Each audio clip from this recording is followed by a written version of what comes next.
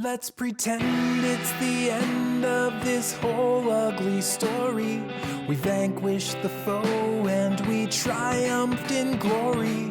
There's nothing but rainbows and blue skies ahead. Hallelujah, amen, it's the end. We threw off the yoke and we broke all the shackles. We tore down the walls and we burned down the castle. The oppressors all scattered and naked they fled. Hallelujah, amen, it's the end. Welcome to Before the Future Came, a Star Trek podcast. We're looking at the utopian ideals of Star Trek as we voyage from one work to the next, following a breadcrumb trail of motifs. Last episode, we discussed the two-part premiere of Discovery, which featured the legacy of the Klingon historical figure Kahless. This month, we're talking about an episode which further explores his influence, the Sword of Kahless, the 9th episode of the 4th season of Star Trek Deep Space Nine, written by Hans Beimler and Richard Danus, and directed by LeVar Burton of Reading Rainbow fame. And nothing else. And not a single other media thing. I'm Lucy, and my last chance for glory dies here. I'm Gregory, and my mind has been poisoned with blood wine and age. I'm Melissa, and children will sing our names for 1,000 years. Gregory, you picked this week's episode, so please give us a summary in your own words. All right, this one's... I got it easy this time.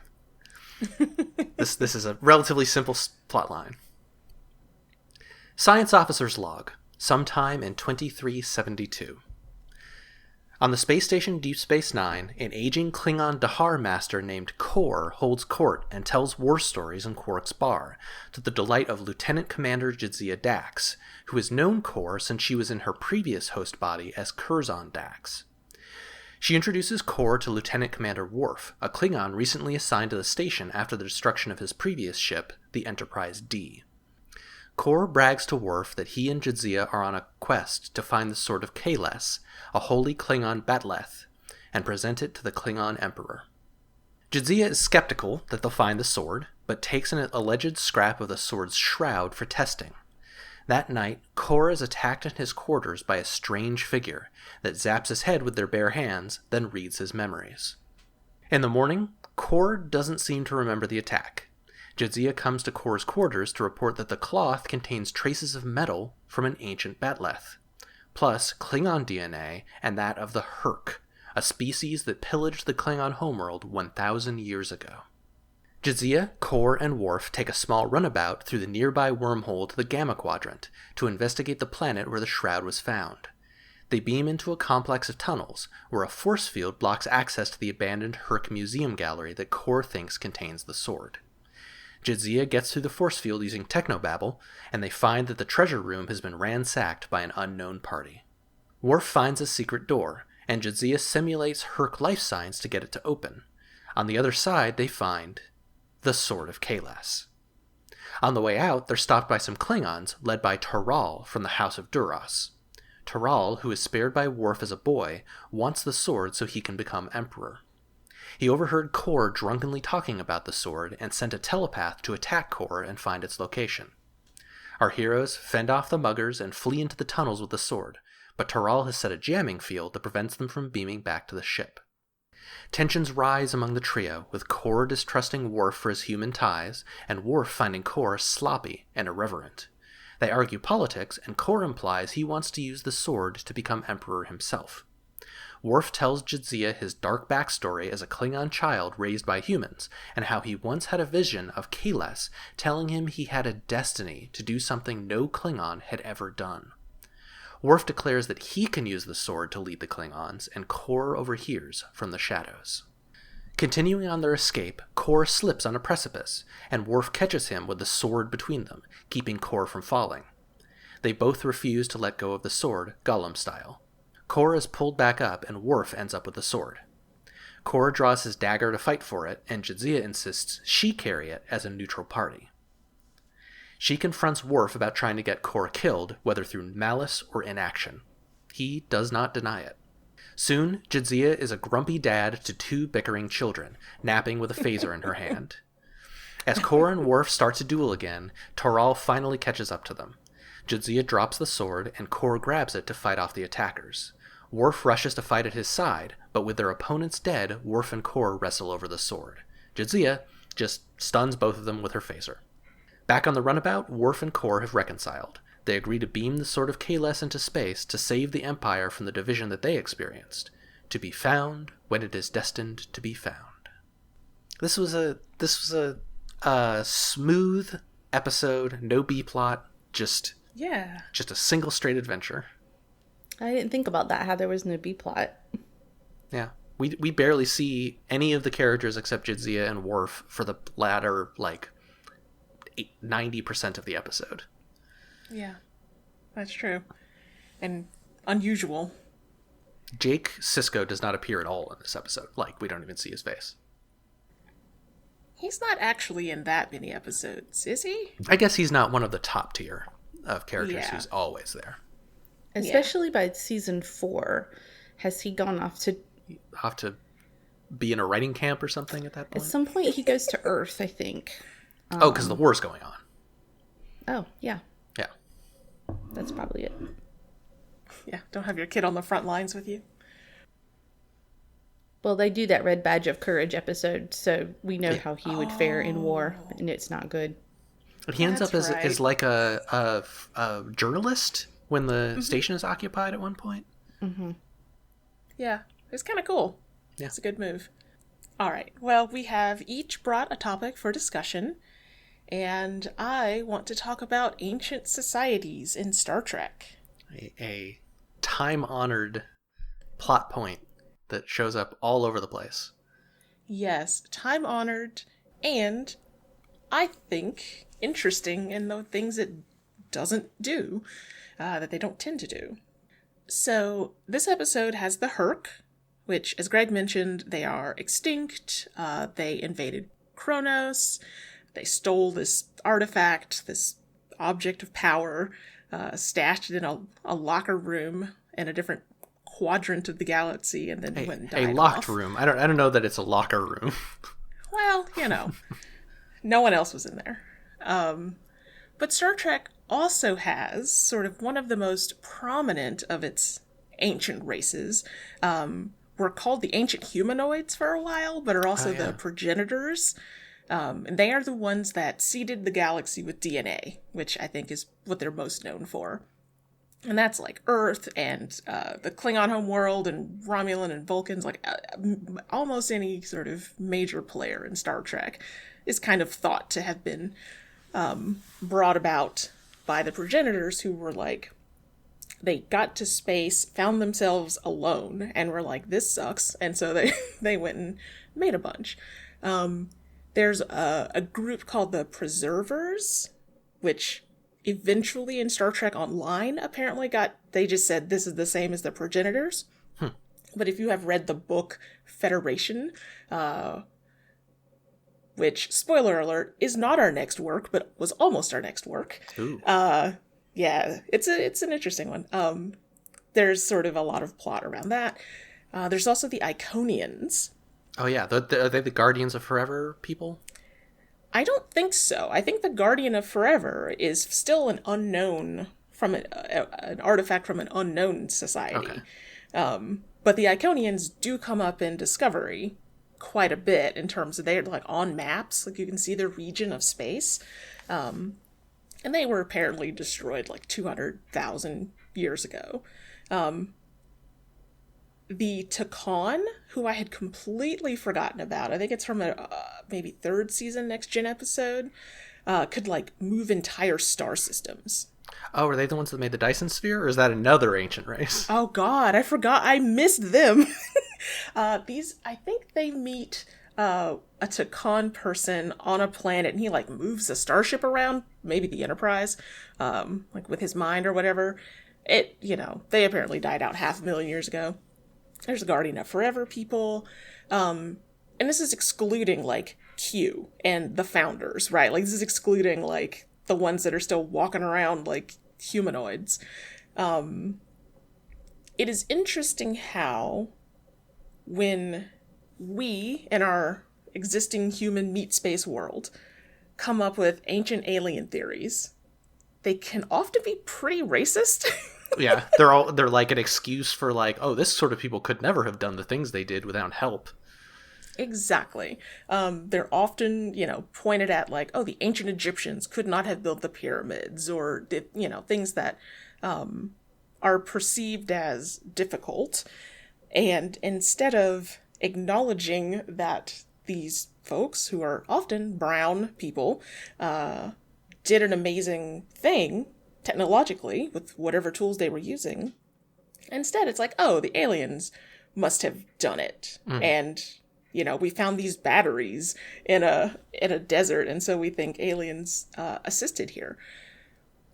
Star Trek somehow manages to not do that.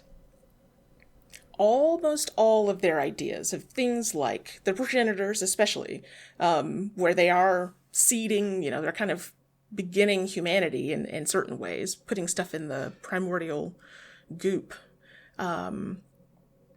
They're so non-specific. Like, there's nothing about any of these ancient races that detract from the accomplishments of the things they were near. Yeah, there's a couple times when, like, a group of people is kidnapped by aliens and ends up somewhere else. Like, there's a Voyager episode where a tribe, like a Northwestern American tribe, is kidnapped and placed a place by aliens. But, like, it's not implied that and therefore the culture on Earth is the result of alien influence. Right. And it's interesting because I tend to think that, and maybe this is me being a person who likes reading fan fiction, I wish Star Trek had more in-depth, more complex plots about its ancient races. Like, I want it to, like, dig in. I want them to matter. You want to know anything about their culture. How are they different than the other ancient aliens? Exactly. You like those kind of games where you have to, like, decipher those languages of other kind of cultures in order to understand them. What was that one that you played a whole lot? Heaven's Vault. Heaven's Vault. But I was thinking of that when you said that you wanted them to matter, because in those kind of games, it really matters that you understand the people whose language you are deciphering in a way that maybe you're saying Star Trek doesn't really ask us to do. Right. Star Trek, I think maybe until Discovery, where we really kind of get some of that Guardian of Forever type plot, just maybe the closest we really kind of dig into that, even with Picard's interest in archaeology and, all of that, we just don't have the sort of depth. And I think this is Star Trek having sort of the push-pull that it always does at various levels between its interest in the cast as individuals and then Federation society on one level, and then like, oh, there's a medium that Federation society exists in. There's rubble under our feet. And like when... Naturally, I think it kind of raises the question, like you hear about these societies and you see them in various, sort of artifacts or whatever, and you kind of go, well, like, what's going to happen to the Federation? Or, I think more realistically, what's going to happen to Vulcans or humans, right? Like, the Federation is, I think, too tenuous a thing to kind of look at that scale, but Star Trek doesn't tend to want to grapple with that. It doesn't really... And I don't think it's the writers not wanting to box themselves in. Like, I don't think it's like a very practical concern in terms of like keeping the universe Bible open or whatever. But it is interestingly shallow. And I know that like it would be super weird and super niche for a Star Trek, I don't know, plot arc to like deep dive into one of these things. Like there's only, 100 people who want to see that probably. But it would be interesting. It would say more of a statement. Like, what we get about the Herc in this episode, and maybe there's another episode that talk about them a little bit, is like, they came, they invaded, and they become a reference point for, like, the biggest threat that Klingons have ever faced other than their forehead virus.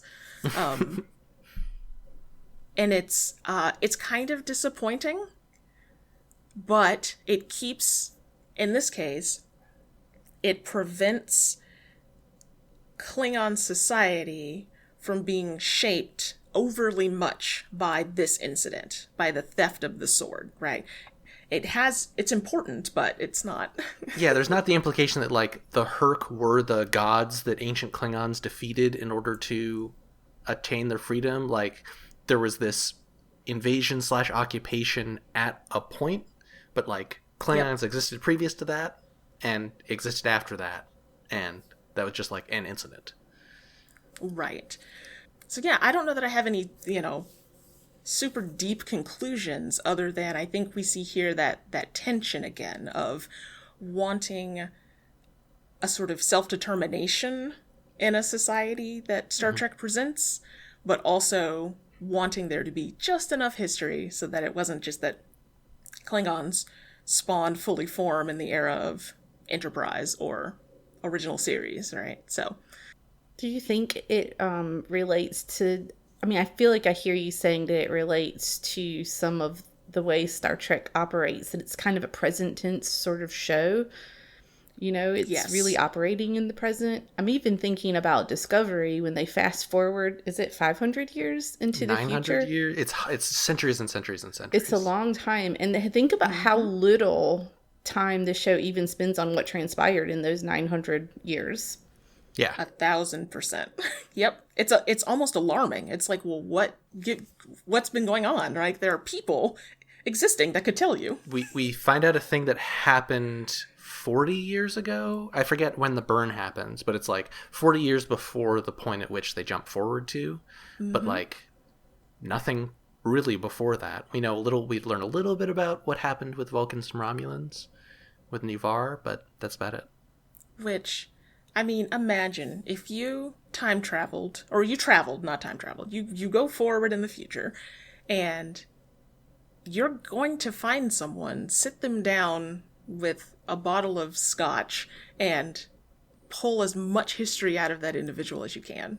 You're going to be digging up all the info, and it just doesn't... Star Trek is not a show that wants to do a lot of exposition anyway, I think. So I think that's probably also a factor in some of this. But yeah, it is a very present tense show. They want to be in the moment with these people on screen rather than walking around in ancient ruins that matter. And it's interesting because they are extremely willing to wallow in the histories of the people that we know. Because I'm thinking now about the third season of Picard that we just watched. Like, it was eager to have Imzadi and, like, all sorts of things. Every random side character that showed up on Next Gen gets name dropped. So it's not that it's ahistorical, it's just incestuous, I don't know, navel gazing? I'm not sure. Yeah. Yeah. So something that shows up with something that turns out to be ancient aliens a lot is there's sort of a pattern that gets retold over and over in Star Trek, which is the ship shows up to a planet, the people on the planet are like, we have gods, or we have this ancient myth that happened, and the Starfleet people are like, that can't be the case, let's figure out what really happened, and discover that it was their god is actually a computer controlling the planet, or you're not a god, you're just a super powerful alien being, or it was Q, or all sorts of things like that. It's someone disguising themselves to look like a figure from myth.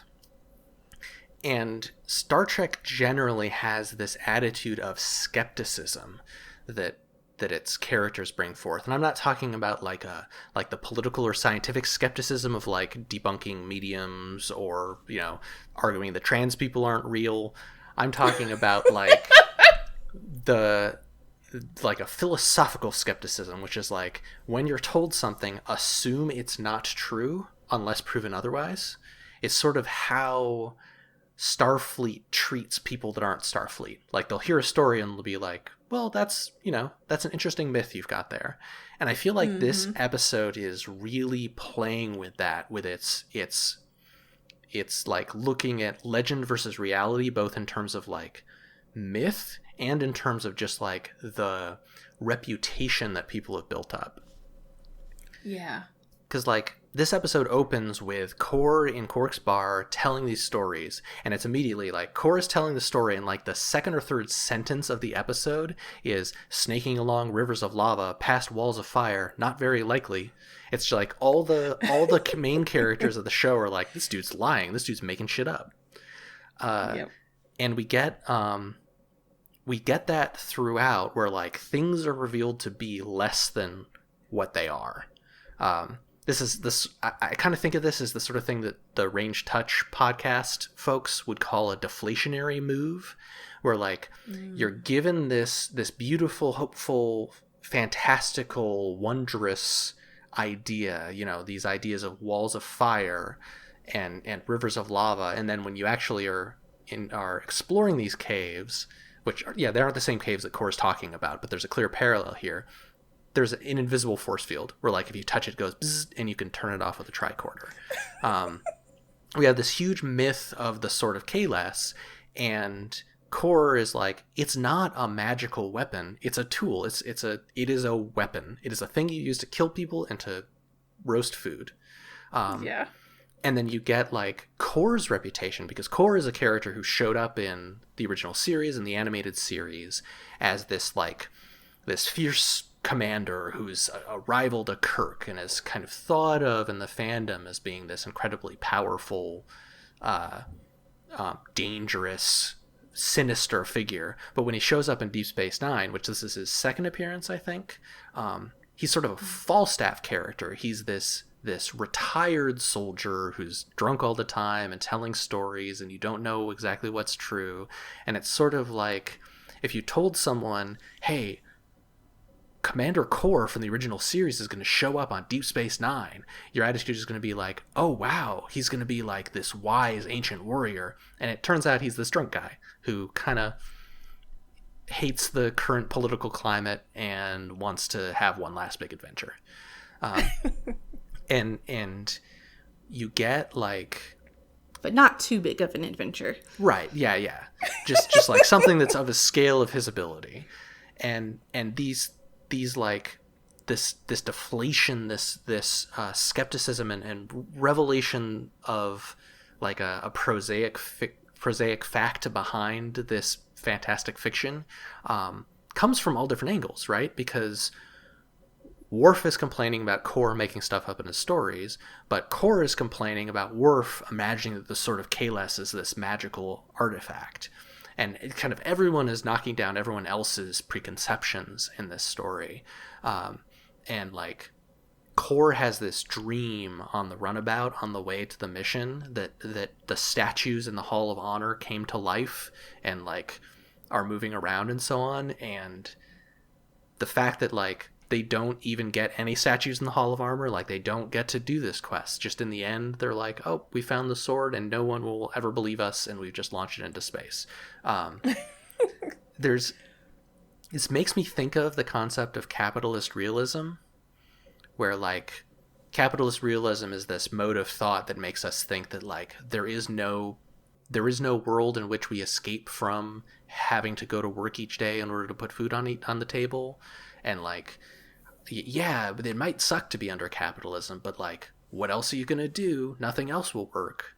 And I think Star Trek escapes the worst of capitalist realism. It's like, no, there can be a society where you don't have money and you can do what you want and you can be peaceful and not be beholden to bosses. But it only goes so far. You can't have a world where there are magical swords, where you can be this figure of legend that goes down in history, because like those things aren't real. You know, hope can only go so far in the Star Trek world. Because yeah, it there's this attitude of skepticism that in part is just like a way to drive plot, right? Because it's a good way to make plot happen, to have your characters be told a thing and then find out that thing isn't true. Yeah. But it ends up in this situation where like no myths are true in all of Star Trek. The prophets are really wormhole aliens. The god is someone in disguise, etc., etc. Sort of like Scooby-Doo. Yeah. There's always an unmasking there, right? And even like the way that Strange New Worlds does Omelas. There's a Strange New Worlds episode that is basically a retelling of Those Who Walk Away from Omelas, and it's very much treated as the people in Omelas say that the world is perfect, and then it is revealed via Starfleet's investigation that it's not, which isn't how the original story works. And like Star Trek kind of needs to have that rug pull in order to make those sorts of stories work, it seems. Yeah, and they're trying to balance what would be cynicism.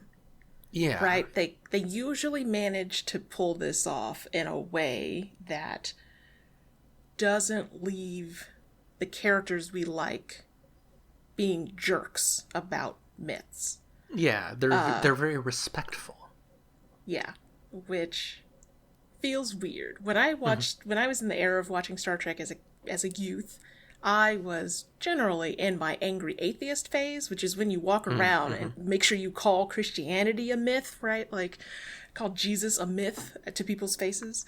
And so it's interesting to look at Star Trek and the way it kind of tiptoes around being gentle about other people's myths and how to address them. Yeah. I think it is definitely a theme on Deep Space Nine in particular. So what Gregory is saying about skepticism is really making me think about a lot of the conflict between Starfleet and the Bajorans and the Bajoran religion that becomes a part of the culture of the station, and the relationship between the Bajoran and the wormhole aliens / prophets. And even Sisko's whole arc. So there's kind of a way in which this episode is sort of a little spiral of that larger conversation that Deep Space Nine is having, I think. I don't know. Yeah. Yeah, I read that this episode was an attempt to sort of make Worf more present as a character in DS9. And so the idea of this being, like you said, a little microcosm, a little spiral of that larger thing is an interesting way to think about pulling Worf into the series more. So I guess a science fiction franchise that dabbles a bit more in spirituality and magic is Star Wars. And I think a lot of times we contrast Star Trek with Star Wars. Sometimes people say Star Trek is science fiction, where Star Wars is space fantasy or space opera. And so a thing I was thinking about while watching this episode was, why is this episode not fantasy? Because it had a lot of traditional fantasy elements. I mean, I guess I specifically thought the episode was basically Lord of the Rings in 45 minutes. And the touch points for that are, it starts off with the storytelling in a tavern, right? This telling of the tales and Kor sort of drunkenly recounting those tales. That's generally a fantasy element, and is certainly true of the hobbits and the dwarves in Lord of the Rings. I mean, elves, I guess, tell stories too. I don't want to leave them out. And then they literally go on a quest, which at one point I believe Kor calls a quest. Oh, yeah. And I think Kor maybe believes himself to be in a fantasy story and not a science fiction story. Were I to psychoanalyze him, I guess. He calls it a quest. He's kind of like Us Travelers 3 and all of that. Which 3, by the way, is the square root of 9. So I feel like that's important because there's 9 people in the Fellowship of the Ring. Oh my god. Yeah, that feels like a little bit of a stretch. Welp. You can call it you could whatever say you want. Frodo, Samwise, and Gollum are the 3 that are in the kind of the segment of the quest that this is pastiching. Sure, but like 3 is an important number, especially in fantasy and like mythological settings. So the fact that there's 3 of them, right? It's a big deal. Yeah. When they're about to go through the wormhole, Kor says, "Let this moment be remembered, for on this day we 3, Kor, Dahar Master of the Klingons, Jadzia Dax, a joined trill of 7 lives," 7, notable fantasy number, "and Worf, son of Moog, and Thorn in Gowron's side, together stepped forth into the eye of destiny." It's a lot of prime numbers going on there. 3, 7, 1 sword. So, Also, so Kor's previous appearances and his early tales in this episode are him and 2 other people, right? Yeah. It's 3 people off adventuring. Yep. And so yeah, and this the is other sort of 2 are they die in the previous DS9 episode. Yeah. And Kor is the sole surviving member. So this 3 idea is feeding through. This first caught my attention at the moment when Kor and Worf start arguing about Tyrell and why Worf didn't kill him when he had the opportunity. It's actually a plot point, I think, on Next Generation, I think, is when all of that happens with the House of Duras, and the sisters, who I miss, were always, I don't know, they were always at Worf, and in the end, he had the opportunity. He could have killed the child, but he was a child at that time, and Worf elected not to do that. I don't know if he would have felt differently if he was He's a grown young adult. teenager is the, I think, what the implication is. Well, you remember Alexander was not too far, I think, in age. Yeah. So I don't know how much it was because he was young, but Kor is like, that was a mistake. If you had killed him, then all of this wouldn't have happened.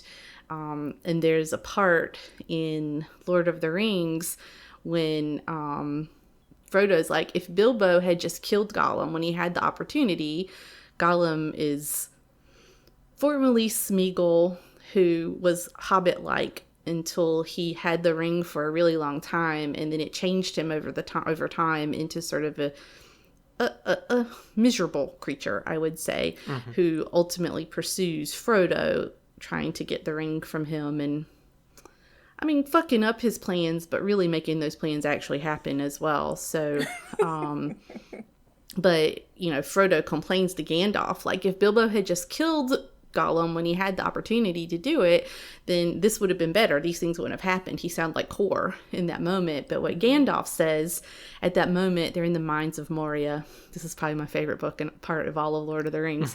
And Gandalf said, "Many that live deserve death, and some that die deserve life. Can you give it to them? Then do not be too eager to deal out death in judgment."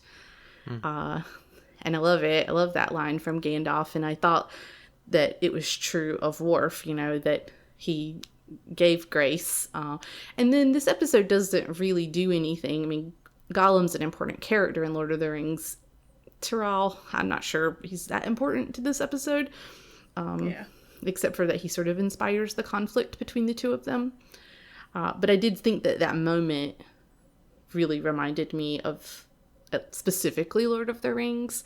And then the whole focal point of the episode is the Sword of Kahless, which is very much like the One Ring that everybody is pursuing and fighting over. Lord of the Rings makes a big deal about how all of humans, elves, like orcs, everyone's fighting over the ring, and that's why they decide that the Fellowship decides that they want to destroy the ring in the end and toss it into Mount Doom. And this is sort of a similar story in that Kor and Worf, who seem pretty chill and cool with each other and to like and respect each other, once they are confronted with the actual object, like, start fighting. There's a character in the Fellowship, Boromir, who does the same thing, you know, who wants the ring and ends up getting killed. Not specifically because of that, but it does end up getting killed. Mm-hmm. And in the end, of course, they do toss the ring into Mount Doom and destroy it. And at the end of this episode, they just toss the sword out into space, which I thought was interesting. And I guess, like Melissa, I didn't really have a grand conclusion here, except for I thought this was a remarkably fantasy story in what is normally a very science fiction world. Yeah. If we're talking about that, like, hard sci-fi, soft sci-fi thing, like, the driving factor of this story is not technology, right? Like, there's nothing in this. Some of the production information has said that they talked about this as the Treasure of the Sierra Madre, which is a Western story, just transposed into Star Trek, and, like, this could take place in New Mexico in 1800, and you would have to change basically nothing about it. Which is weird. Like, having an object that corrupts people is so not, unless you can point to it and say, this is giving you a disease, or this is giving you brain rot. It's a totally fantasy thing. It's a power and politics thing. So yeah, that is interesting. I hadn't thought about the Lord of the Rings connection, in part because I guess I've only seen the movies, but yeah. And there's an extra layer there, right? Because, like, the sword doesn't have magic powers. Like, there's nothing in the episode that suggests that the sword is anything but a piece of metal. It's just its cultural significance. It's symbolism within Klingon culture that gives it that power to cause strife and make people want power out of it. Right.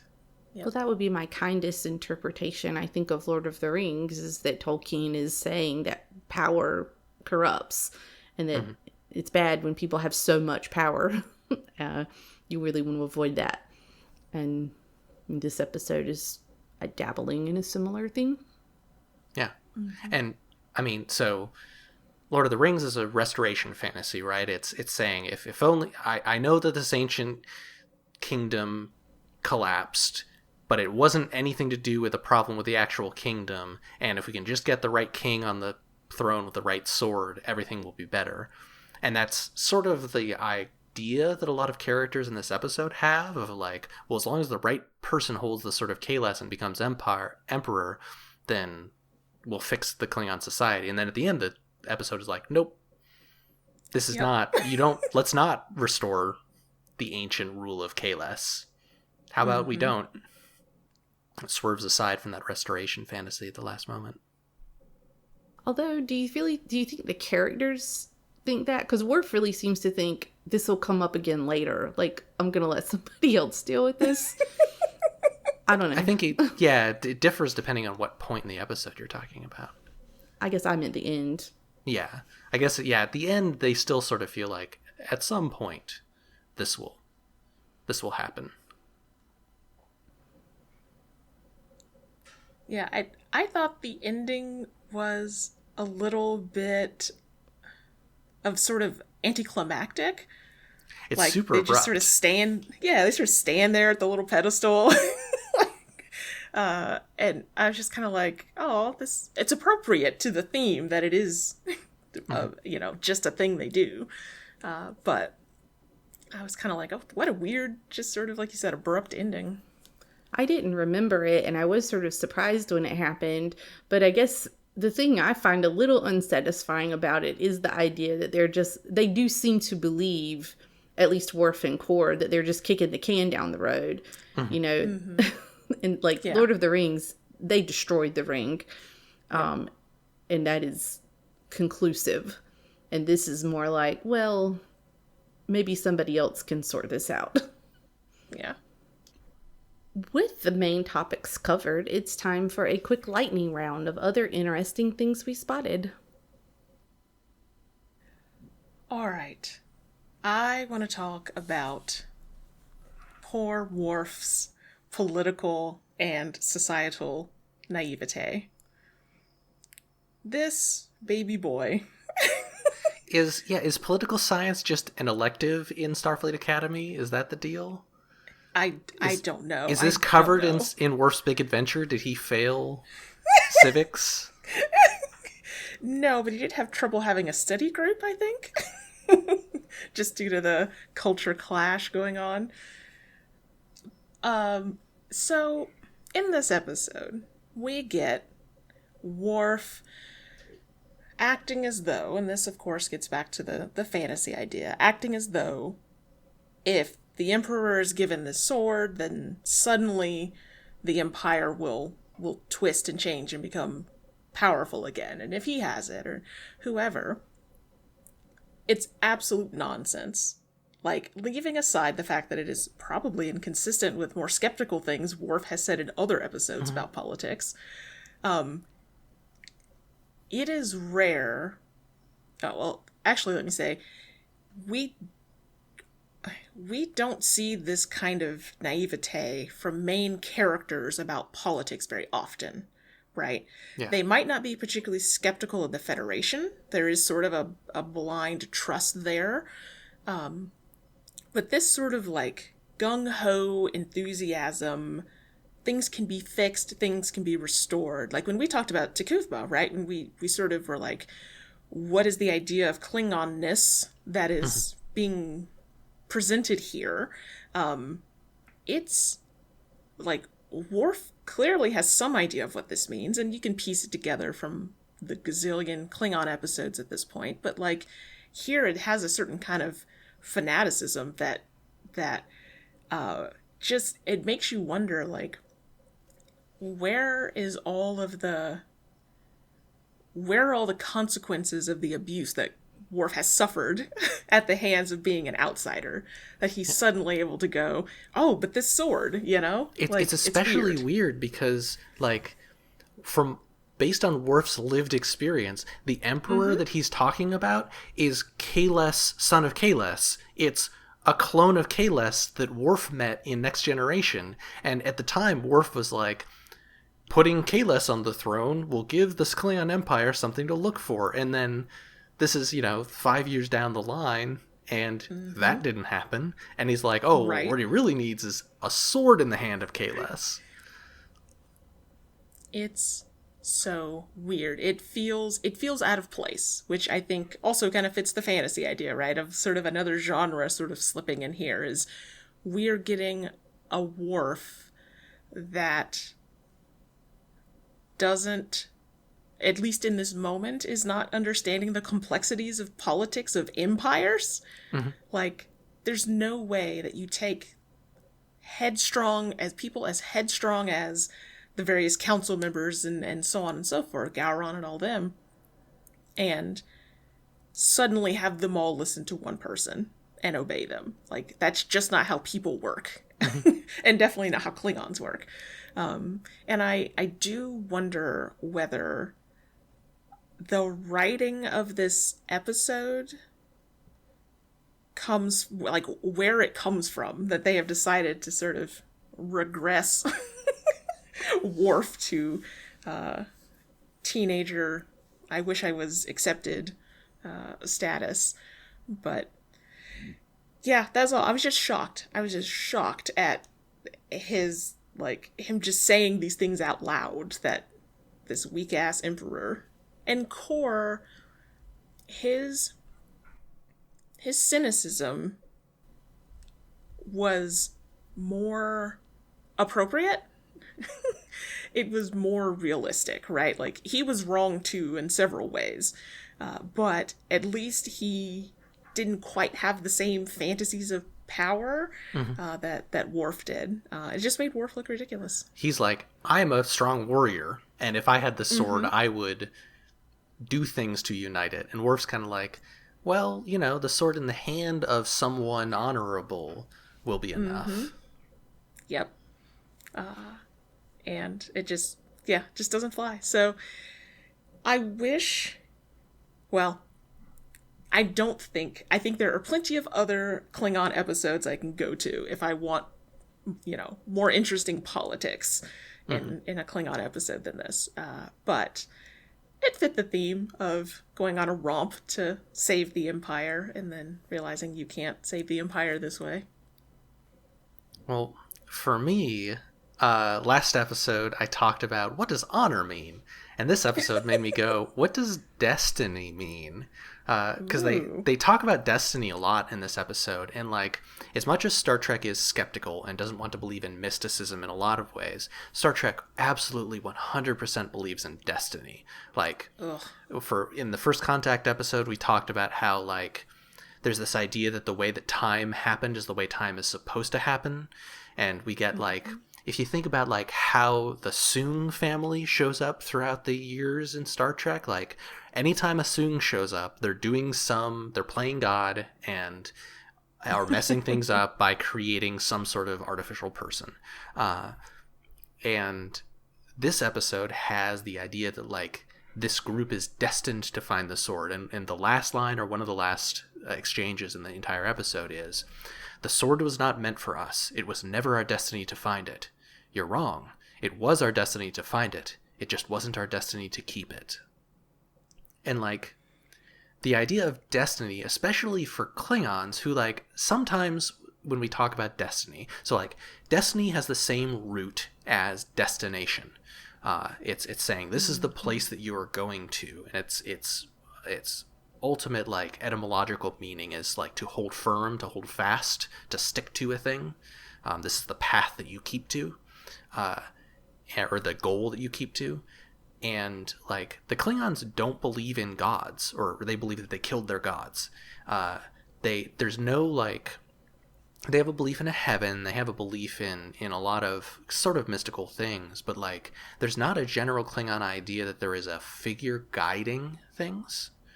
And so it's odd to me that the Klingons are like, yes, this is destiny. And like, a plot point in this episode that has come up before is Worf's vision as an adolescent. It comes up in Birthright. They don't say what the vision was in Birthright. Data is having a vision and is like, "Hey, Worf, you've had a vision. What's that like?" And Worf gives some wisdom. And then later in Rightful Heir, which is the episode where Kahless shows up for the first time, we find out that vision was Kahless appearing to him in some caves when Worf was delirious, and this figure of Kahless saying that he would do something no Klingon has ever done before. And the show, the writing and everything very much feels like, well, of course this prophecy is true. Like, he did have this genuine vision. Of course he did something. The only question is the something no Klingon has done be joining Starfleet? Is it to find the sword? Is it something else? And like, well, I am not sure why Worf believes in destiny at all. Like, what is the mechanism by which this destiny is being carried out, by which it's being enforced? Like, what does that mean? Like, at least the Bajorans literally worship aliens that exist outside of linear time. And so like, if a Bajoran is like, yes, it's destiny, what they mean is this orb said that it would happen. But that's not the case with the Klingons. We get a little bit, there's some time magic that the Klingons can do that we find out in Discovery, but like, that doesn't exist at this point in our world's chronology. The writers didn't know about that yet. Yeah, I wonder if this is like Worf, this is pulling this out, but like, I wonder if this is Worf wanting to have a cultural tie to his people that he would not have had, especially as a youth, of sort of like, I will be a part of this something important, right? Like, I will become deeply rooted and unique and special in this society that I, at that point, only have a foot in. But I don't know that I have textual evidence for that, particularly. I think there is some textual evidence that you made me think of, which is like, so I said that Data sought Worf's help in Birthright. In Rightful Heir, when the vision comes up again, Worf asks Data for advice. And Data is that's like, when I decided that I was a person, like, I didn't have any evidence of that. It was just a thing I chose to believe because, like, I wanted to be a person, and so I chose to act as a person, and that is how I've come on this path. And Worf is like, oh, well, thank you, that's very helpful. And, like, it could be the destiny for Worf is, like, I am deciding that this is what I am destined to do because it will motivate me to become the person that I want to be and to do the things I want to do. I like that. Yeah, I mean, my question was going to be, why does anybody believe in destiny? Because I'm not sure anybody has any particular Yeah, I mean, like, if it makes facts sense you if could you line up. Yeah, some people have belief systems that, like, support that, right? If you believe in a god of fate, or if you believe in, like, you know, Jehovah predestining the way that the world will go in the apocalypse and so on, then at least you've got that basis. Like, you've got some sort of cultural basis for it. But I just don't know what that is for the Klingons. Or for Worf, specifically, who's, you know, also a Russian from Earth. I was going to say, he was raised by Russians, so I think that would be his cultural basis. From what I know of Russians, and I've known a few, they are not a culture that particularly believes in destiny. Except that things will be getting worse. Is kind of the general, like, Russian cultural mindset is like, shit's gonna happen. Well, I guess I want to continue talking about Worf if y'all aren't tired of talking about Worf. Nope. But the thing I puzzled over a bit was his concept of honor in this episode. It came up a good bit. He always has. This isn't a new phenomenon. Worf has always talked about honor and wanting to be honorable. I believe Picard probably ignored him on that note at least a dozen times that I can remember. He talks about treating the sword honorably, which Kor criticizes him for wanting to put it in a museum like the Herc instead of treating it like a sword. But Worf seems to have some kind of idea about respect that is tied up in honor and how you would treat that sword. But then, even with all of his talk about honor and his assertions that Kor is not honorable, he is the one who was absolutely going to let Kor plunge to his death over that chasm, right? Yeah, we didn't. I didn't go into this much detail, but Kor is hanging on the sword, and Worf has the sword. So Worf is supporting Kor, but is slipping. And Worf is like, hey, Kor, there's a ledge below you that you can land on. And Kor's like, you're lying, there is no ledge, I'm not going to let go. And Worf's like, I'm going to drop you if you don't let go, I can't hold forever. And then eventually Kor just climbs back up. And Jadzia looks, and there is a ledge, but she's like, Kor would not have been able to cling to that ledge, it was too small. Yeah. Yeah, so that doesn't seem honorable to me, to be like, I'm going to drop this old Klingon over this ledge so that he can't bother me about the sword anymore. So, I mean, I do feel that in many ways in this episode, Worf is kind of, I don't know, he's kind of feeling himself in some ways, you know, he maybe gets really entranced by this idea that he could be accepted by the Empire in a way that even with all the things that he has done, he just really never has been. And maybe that is just so extremely attractive to him. It's weird because, like, last episode I was talking about, like, what does honor mean to the Klingons, and usually Worf's vision of honor is not the vision of honor that I presented, which is the idea that, like, an honorable action is an action that other people approve of, that society approves of and thinks that you did correctly. And, like, how Worf acts in this episode is consistent with that. It's consistent with, like, well, people are going to think I'm wonderful even if Kor dies because I brought back the sword, and so it doesn't matter what I do in order to make that happen. But usually Worf is very, like, I don't know, even virtue-based of like, well, there are actions that are dishonorable regardless of why you do them. And tricking someone into dying is not consistent with how Worf usually thinks of honor. Yeah, it kind of goes to the sort of corrupting, power corrupts, or the potential of power corrupts, or, powerful objects or whatever. Like, he goes from that sort of hidden glee at Kor meeting him and, not shoving him out of Quark's bar and being like, oh, it's good to meet you, or if any enemy of the Gowrons is a friend of mine, or whatever that. Yeah, whatever any enemy of Gowron and the High Council is a friend of mine. Yeah. He goes from that to not even like punching Kor and shoving him off the cliff, right? Like not even just gonna shake him off the sword as a way to go. It's a hell of a swing, like from one concept of honor to the actions in the field. I was genuinely surprised when Jadzia pulled him aside and was like, you nearly killed that man. So, I don't know. Yeah, it's, and Worf does not deny it. Worf basically says, yep, would have been worth it. He does not explicitly say it, but that's the look on his face. Yeah. There was a short stretch where I wasn't sure if Kor was becoming paranoid, and then I was like, oh, no, he's not. Yeah, Worf wants him dead for a stretch of this episode. I guess that's the thing, is he didn't even seem to feel bad about it. Not in the slightest. Presumably afterwards he has a change of heart, once the acute influence of the sword is gone. Maybe. I think everybody's lucky they got to keep their fingers. That's... Anytime a Bat'leth is involved, anyone who keeps all their fingers is lucky.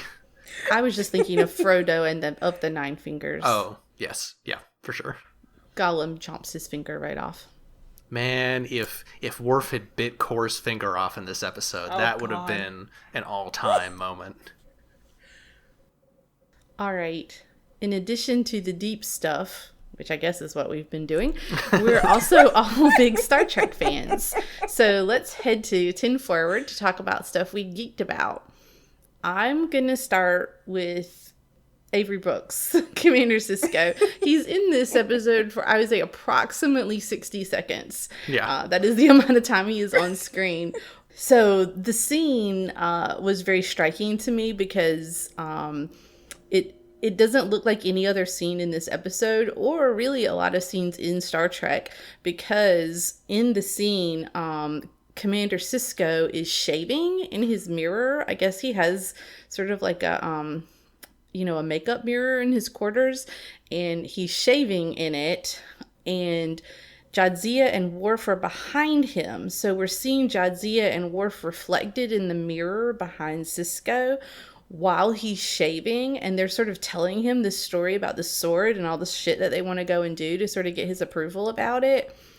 And then he turns around and is like, so I think he actually puts his hands on his newly shaven beard and says, it seems like this would be something that could get us in good with the Klingons again, right?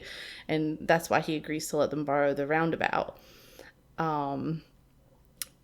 Anyway, Commander Sisko was really my first captain / commander, because although I had seen episodes of Next Generation, Deep Space Nine was the first Star Trek series that I ever watched from the beginning, and whenever Star Trek fans will be like, hey, who's your favorite captain, I mean, for the longest time Sisko was always my answer.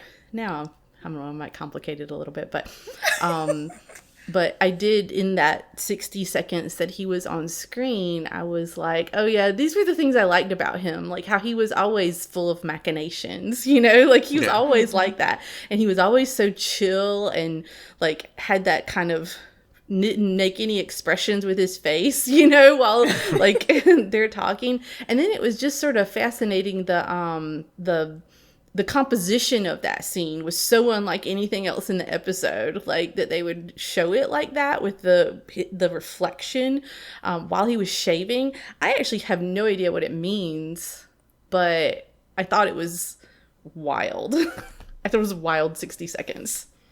I was thinking from a filmmaking perspective that, like, mirror shots are tricky, and that one's especially tricky because Terry Farrell, who plays Jadzia Dax, is real tall for a woman. Like, she has a model's stature, and Worf is also super tall. Michael Dorn is taller than Jadzia, and is tall for a human, and so, like, getting an angle into the mirror with two real tall people and one person sitting down just had to be real precise camera work.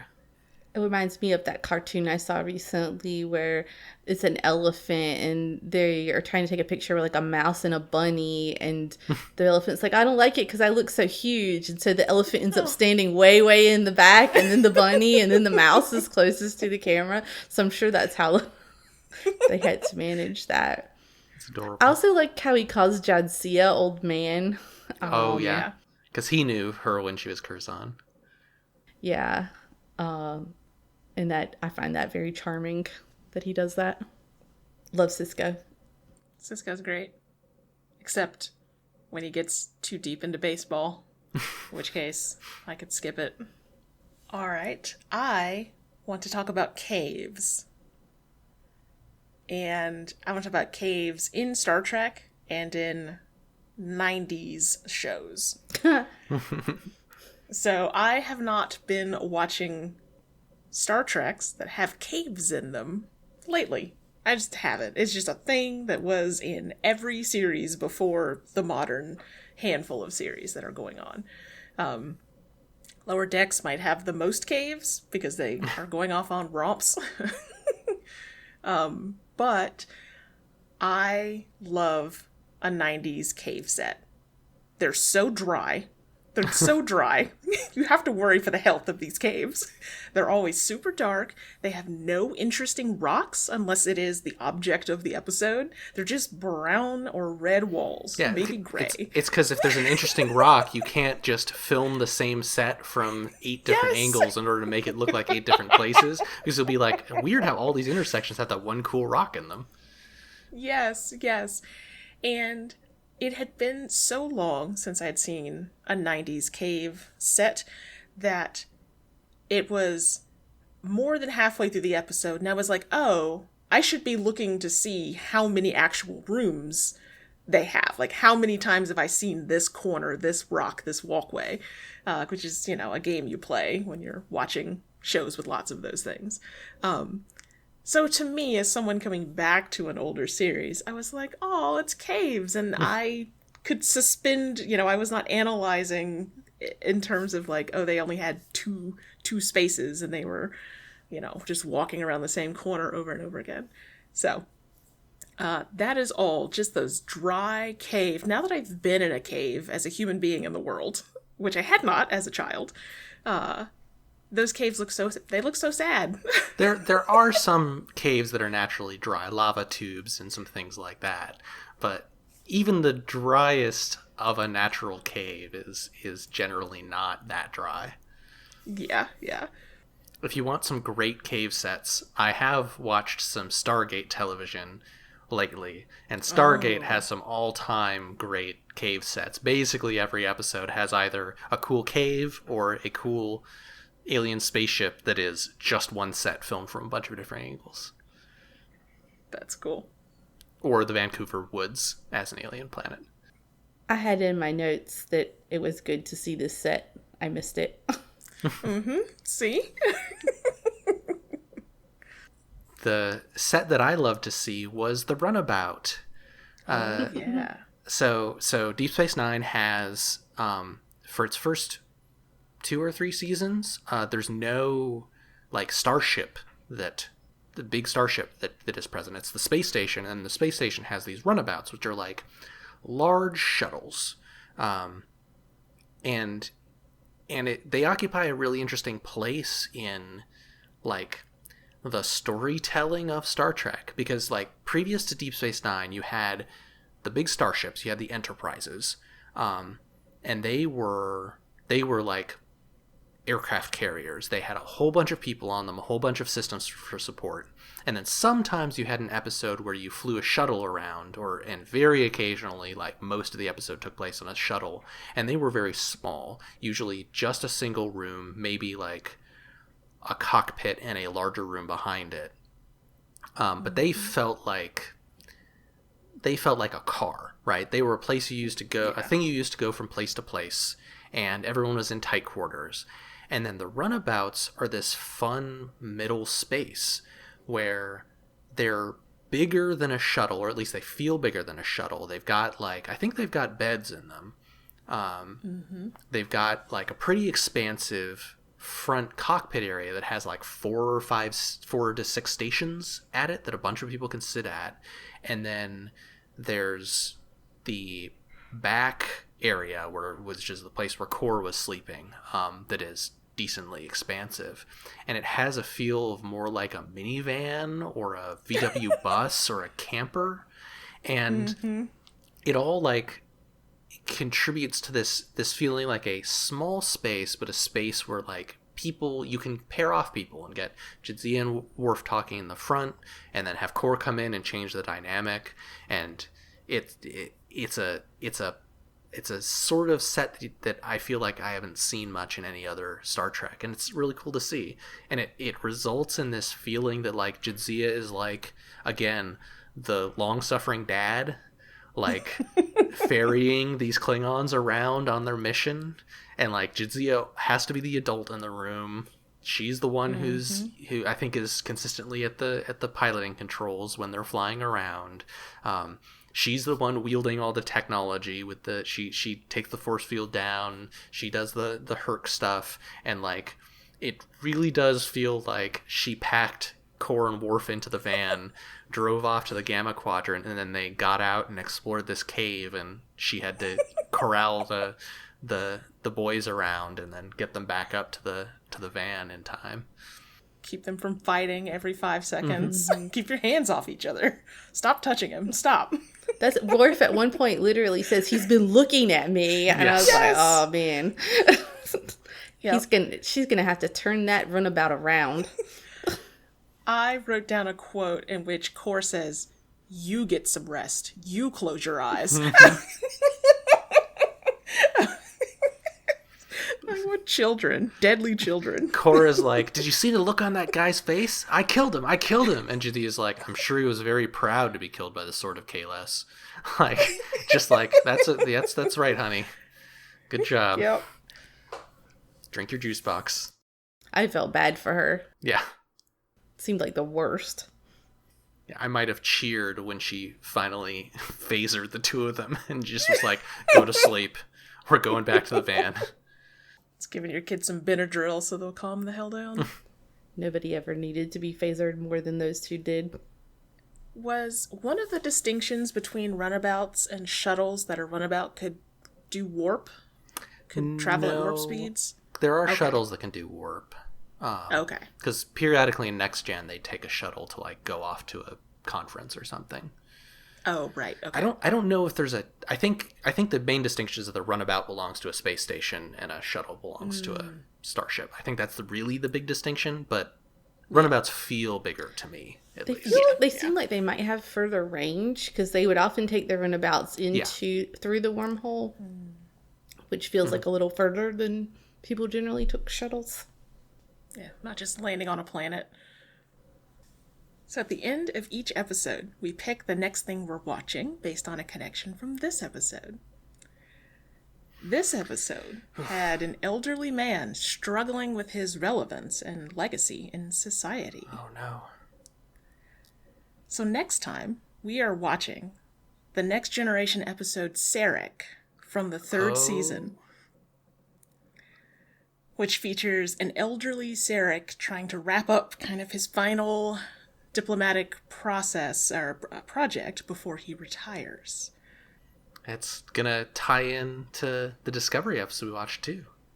That's fun. Yes, very much. Are we gonna be able to discuss what kind of a Sarek this Sarek is? How Sarek he is on the Sarek scale? Yeah. Is the Sarek gonna be a Sarek or just a Sarek? Maybe just a Sarek. I don't recall how much mention there is of Spock, but we do get to meet Sarek's second wife for the first time. Oh. And I think she talks about Spock. So, that is episode 23 of season 3 of Next Generation. And you can find it on Paramount Plus or wherever else you would acquire. Next Gen's a purchase. bunch of places. I feel like. Yeah. But Paramount Plus for sure, or, acquire it. So next time on Before the Future Came, we'll be discussing Sarek from Season 3, Episode 23 of Next Generation. You can find links and show notes at beforethefuture.space. Please rate us 5 stars on Apple Podcasts or wherever you found the show. You can submit questions on co-host at cohost.org/beforethefuturecame. Send us comments on our website or write us at onscreen@beforethefuture.space. I'm Melissa Avery Weir, and I live at urson.net and on Mastodon as melissa@urson.life. I'm Gregory Avery Weir, and you can find me at ludusnovus.net or on cohost at cohost.org/GAW. And on the topic of show notes, if you've just been looking at them in your podcast reader, first of all, I'm sorry about the formatting. I still need to fix that. Secondly, there's pictures on our website at beforethefuture.space, so we try and pick some pictures for each episode to kind of illustrate some of the visuals that we talk about. So check that out if you have a chance. Thank you. And I'm Lucy Arnold, and occasionally blog at intertextualities.com. Our music is Let's Pretend by Josh Woodward, used under a Creative Commons Attribution 4.0 license. Thank you for listening. I'm sure we'll all live happily ever after, surrounded by butterflies, children, and laughter. It's a fairy tale story, so let's just pretend. Hallelujah, amen, it's the end. Happily ever after the end. Oh, another thing for the ancient races list Oh, is God. when Picard gets that mask that's an archive of the alien species, shows up later on Lower Decks.